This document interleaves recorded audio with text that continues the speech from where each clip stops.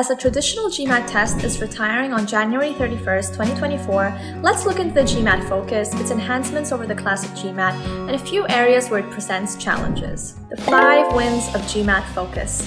Number 1. Efficiency and length. The GMAT Focus is notably shorter than its predecessor. It cuts out the essay and reduces quantitative and verbal sections by 50%. This abbreviated format should lead to reduced test fatigue, better practice, and a more focused testing experience. That's a plus. Number 2. Improved score report. In a commendable move towards transparency and value addition, every GMAT Focus test now includes an improved score report at no additional charge. This contrasts with the classic GMAT where enhanced reporting came at an extra cost for $30. Number 3. Better section order. GMAT Focus offers complete flexibility in section order, providing 6 distinct configurations. Any of the 3 sections can be first or last. This ensures that you can approach the exam in a way that best suits your strengths.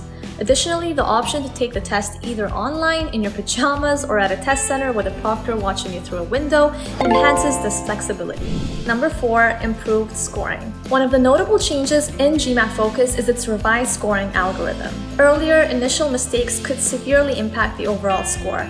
However, the new format allows for early errors without penalizing the overall outcome, allowing for a better demonstration of a test taker's abilities throughout the test. And you can even change 3 of your answers. Number 5. Quantitative emphasis. The GMAT Focus has increased its quantitative component. You can now master 2 out of 3 sections with math skills. This is good news because historic data suggests most GMAT test takers do better in math-related sections. Sorry, English majors, you can always take the GRE to show off your medieval vocabulary. And now the bad news. Number 1. Penalties for unanswered questions. The GMAT Focus introduces a more significant penalty for leaving questions unanswered compared to the classic format.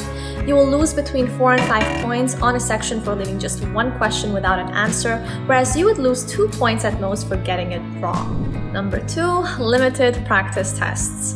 Currently, there are very few practice tests for the GMAT Focus. While third-party tests will emerge, their accuracy and alignment with the actual test will take time to perfect.